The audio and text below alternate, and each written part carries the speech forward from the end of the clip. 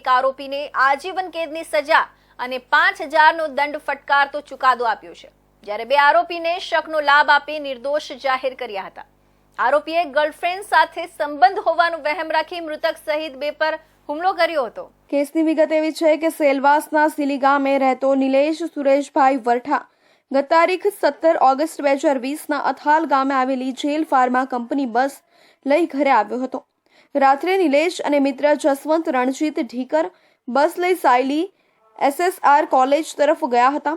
તે દરમિયાન રસ્તામાં મોપેડ પર આવેલા રાજેશ ગણેશ પાહુએ બસને અટકાવી હતી।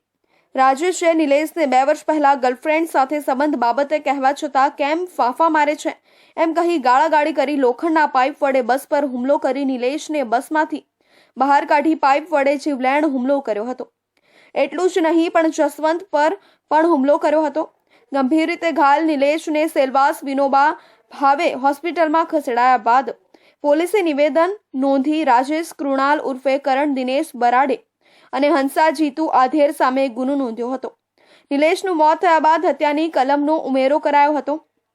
પોલીસે ત્રણેય આરોપીઓની ધરપકડ કર્યા બાદ નિર્ધારિત સમયમાં ચાર્જશીટ પણ દાખલ કરી હતી। આરોપી સાક્ષીઓને ધાક ધમકી આપતો હતો। સેલવાસ ડિસ્ટ્રિક્ટ એન્ડ સેશન્સ કોર્ટમાં હાથ ધરાયેલી સુનાવણીમાં સરકારી વકીલ ગોરધન પુરોહિતે સાક્ષીઓની જુબાની, મેડિકલ અને PM રિપોર્ટ સહિતના પુરાવા રજૂ કરી અનેક પાસા પર દલીલો કરી હતી।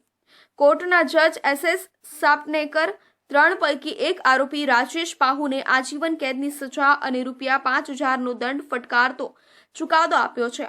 સાથે અન્ય કલમો હેઠળ પણ સજા ફટકારી છે, જ્યારે બે આરોપીને શકનો લાભ આપી નિર્દોષ જાહેર કર્યા છે।